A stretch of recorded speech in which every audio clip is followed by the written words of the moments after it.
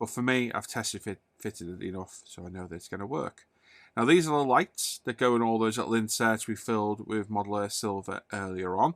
So these have been painted exactly the same way we painted that PE. In fact, they were done exactly the same time. We just painted on the inside of them with some clear red and orange. And we're just going to figure out which way everything goes. This was supposed to be a test fit, but it fitted in there that well, it became a fit fit. And there you go. So with that in place, it's held itself in. We can get a cotton bud and wipe off the excess silver. And there we go, job done. Same on the other side.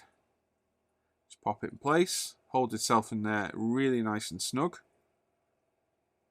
Like so. And again, wipe off any excess silver. And this is the beauty of using a water-based paint. It makes your life so much easier. You can sit and mask everything off and spray it, but for me, it's a lot of work for something that works a lot easier doing it this way. Side indicators, again, pop them in place. There we go.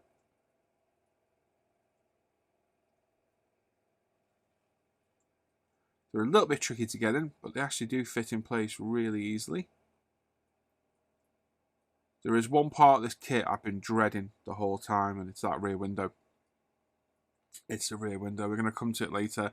The curve on the window is so sharp.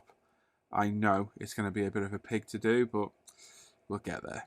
Headlights in, headlight lenses glued in place with some Tamiya craft bond.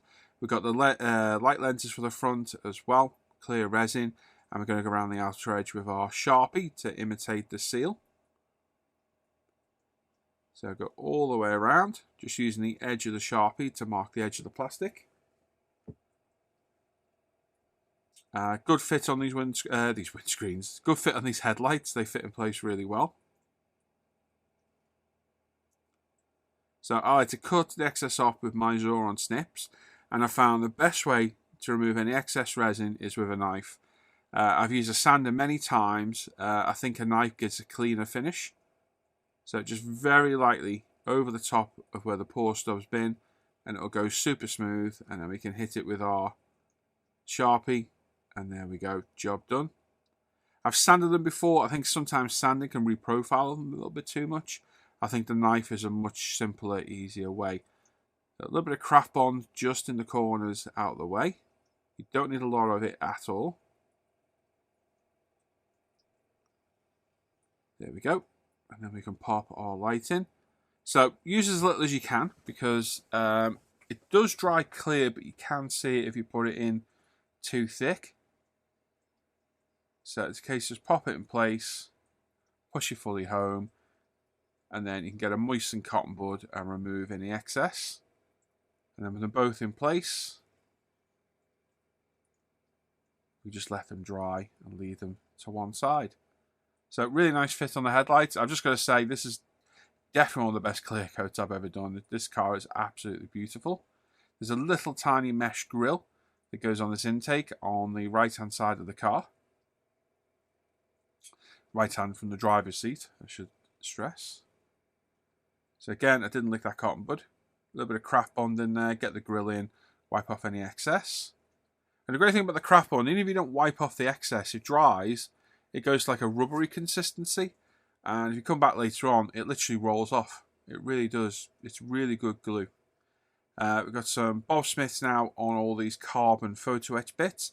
These are especially tricky to glue in place, so you need to be very positive of where they're going and get them stuck in. So there's two little canards at the front and these two little winglets up the side that kind of go on an angle and sit on top of them. Very, very tricky to do. A little bit of a pain in the butt.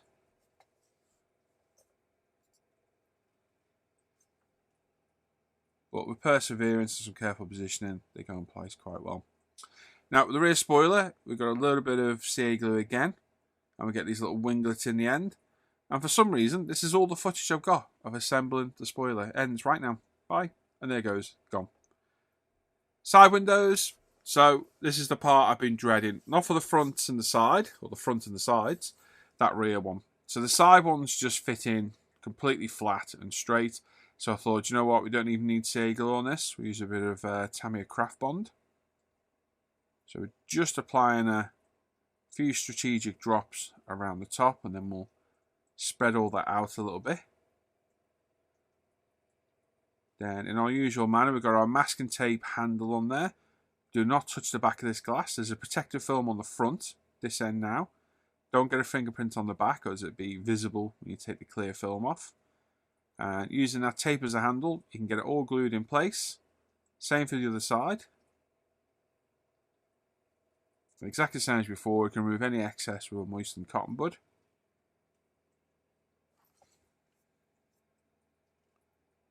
So these Tamiya masking tape handles, yeah, definitely worth doing.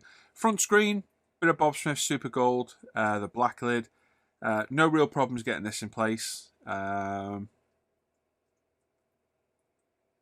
just strategic placing of the CA glue. You don't want a lot, but you need enough in there for it to grab. Now, thankfully, not really a complex shape on the front screen.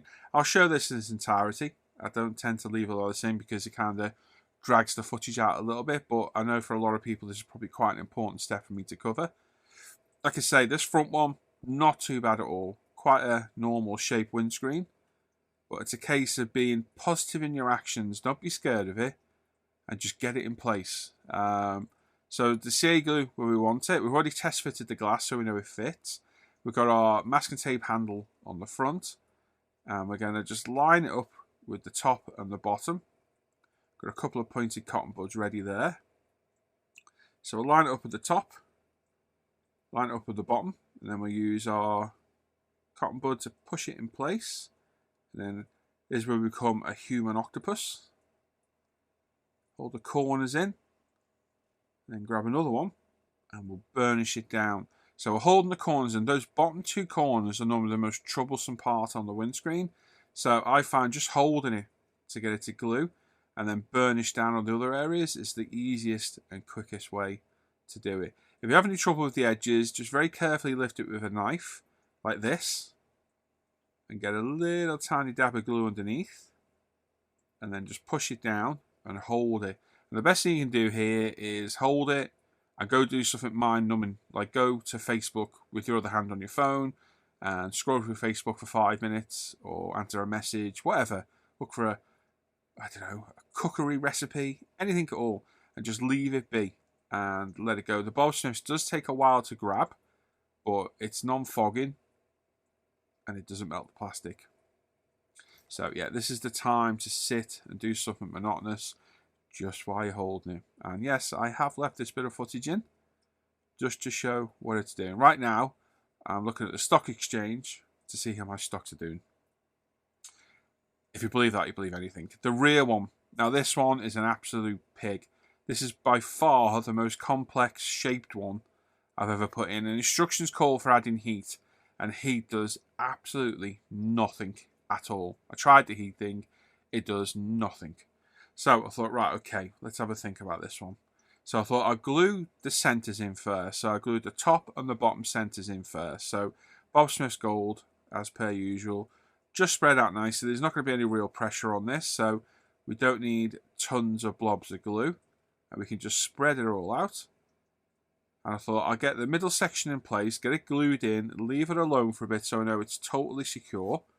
And then we'll deal with the edges. And I did kind of have a bit of a plan in my head, although it was a bit risky because I've never done it before.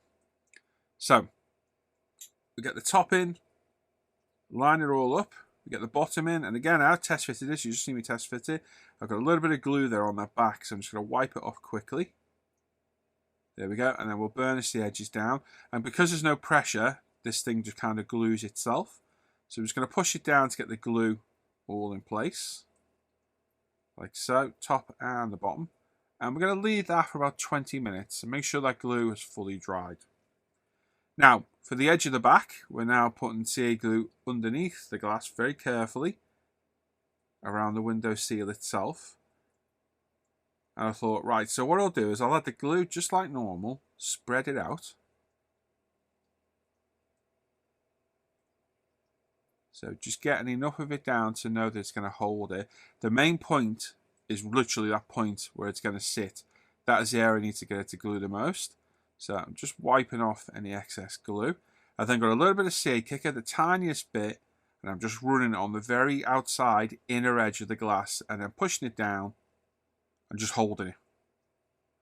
Hold and hold and hold and praying that the kicker grabs that glue instantly. Now I put very little down. It's almost like the vapors of the kicker. Very tiny amount. And I thought if I just get this on and just hold it and hold it and hold it and then burnish the edges down as I hold it, hopefully it'll grab. And it did. It worked really, really well.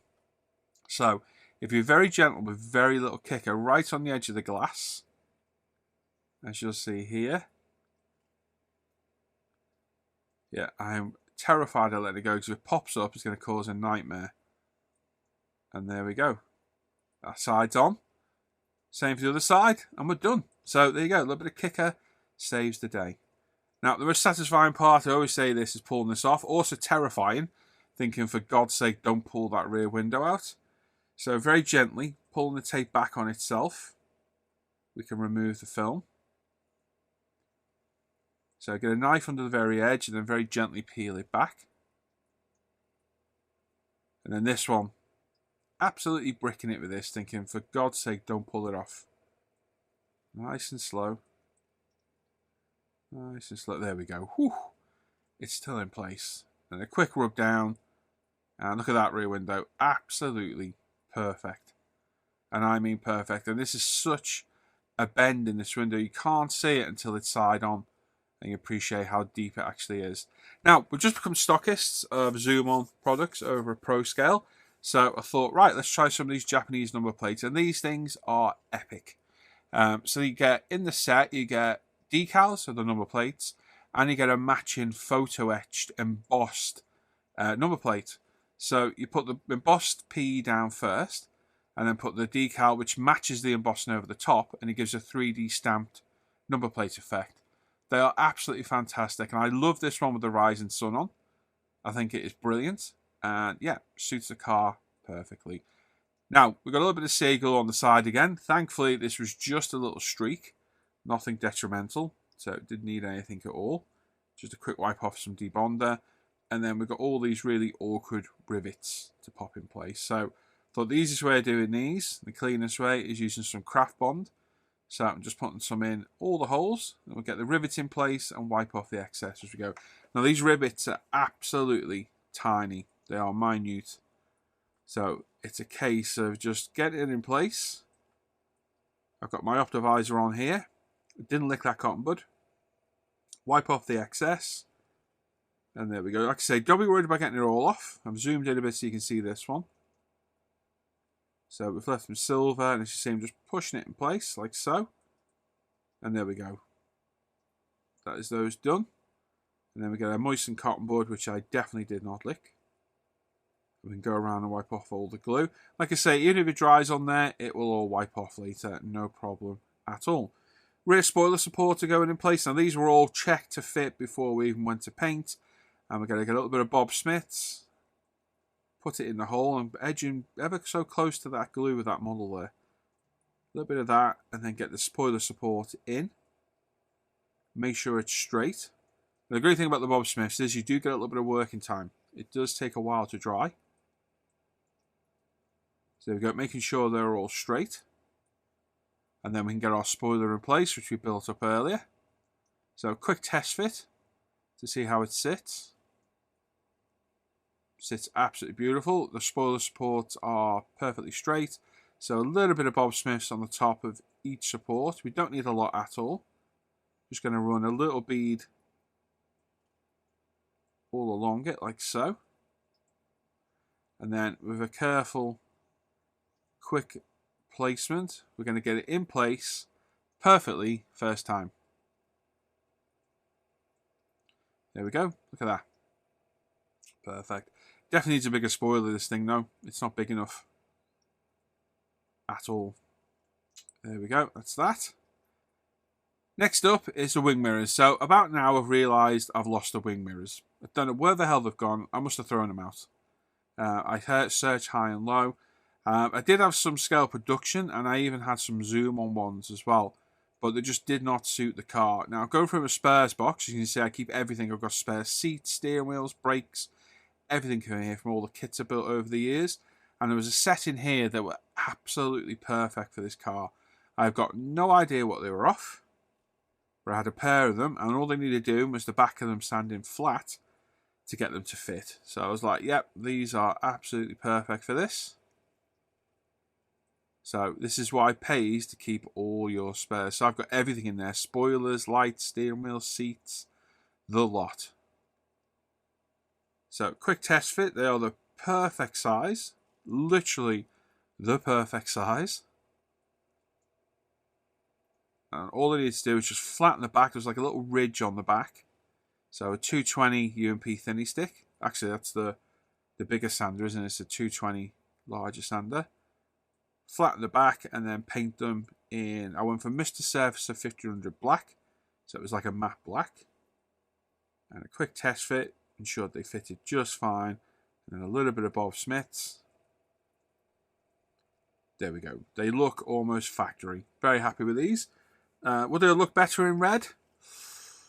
I don't know. I kind of like the black, if I'm honest. There's a lot of black on this car. Could I carbon them? Probably. But I kind of like the matte black look. I kind of think it suits the car.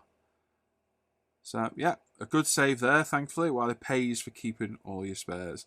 Photo-etch window wipers. These are the bane of my life, these things. I hate them. I don't mind building them. I'll build them all day long. They're a piece of cake to build. I used to hate building them. Now I hate fitting them because they're just a nightmare to fit. Luckily on this one, not too bad. Little dab of normal CA glue and into the scuttle, and it holds itself in pretty well. So not too bad at all. And then we've got the Mazda. I think they're not actually Mazda badges of these. I don't know what they are. Are they Infinity? I can't remember what they are now. Like a metallic badge. Water slide. So just get it all in place. Get all the moisture out from behind it and burnish it down.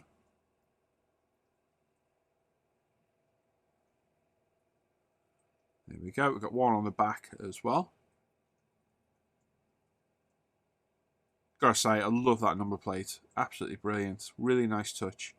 So we do Canadian, American, and Japanese at the minute. There are some British ones, but they're out of stock at the minute.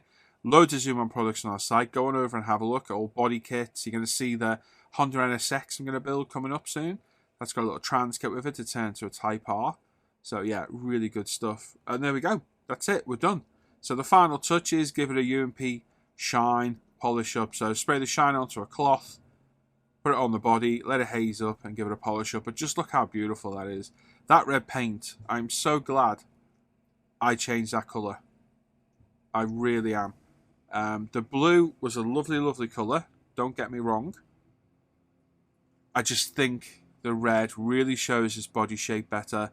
And this colour absolutely pops. It's such a vibrant red. Beautiful 2K job that's been absolutely perfectly polished.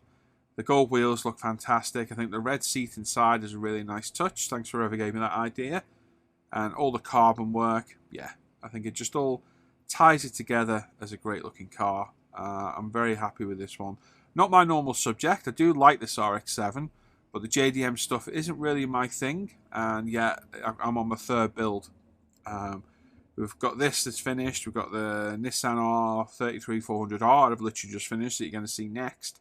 And I've got a old Honda NSX, which I'm building as a Type R. But just look at that paint, how deep that red is. Absolutely beautiful. So very happy with this one. This is build... Oh God, I'm losing track now. Is it build number 4 of the year already? I think we're on. I know one thing, I'm slowly running out of steam for resin kits. I need to build some plastic. But look at that. Look at the shape of that window. You can see just how curved that is. Absolutely beautiful. The paintwork on this, absolutely fantastic. Really happy with the paint job on this. She's turned out absolutely beautiful. And yeah, great kit. Beautiful colour. Beautiful clear coat. And a great car as well. I do like these old RX7s, they are very cool. So there we go, some pictures now, some final pictures. So I've got to try and remember what we've done here now. So this was primed in Tamiya pink primer, painted in Mazda Blaze red, and we gave it a dark grey Tamiya panel line wash. It was Pro Scale Paint 2K cleared. The interior is a mix of black grey leather paint from ProScale, anthracite flocker from ProScale, and I used Brembo red on the seats. We added a Edward photo-etch set of seat belts to it as well. The wheels are done in ProScale antique gold. We've used the carbon trim on the exterior from the kit, except the rear valance, which is the zoom on carbon fibre from our site as well. And that's it. Just a really enjoyable kit. My first entry into the JDM build, and it just came out really well. Really happy with the paint job. I'm really glad I changed the paint colour. The blue would have looked fantastic. I think the red suits this car so much better, and I am glad that I stripped this and started again. So there we go. Hope you enjoyed that build as much as me. Like I say, Nissan R33 400R next, and then Honda NSX Type R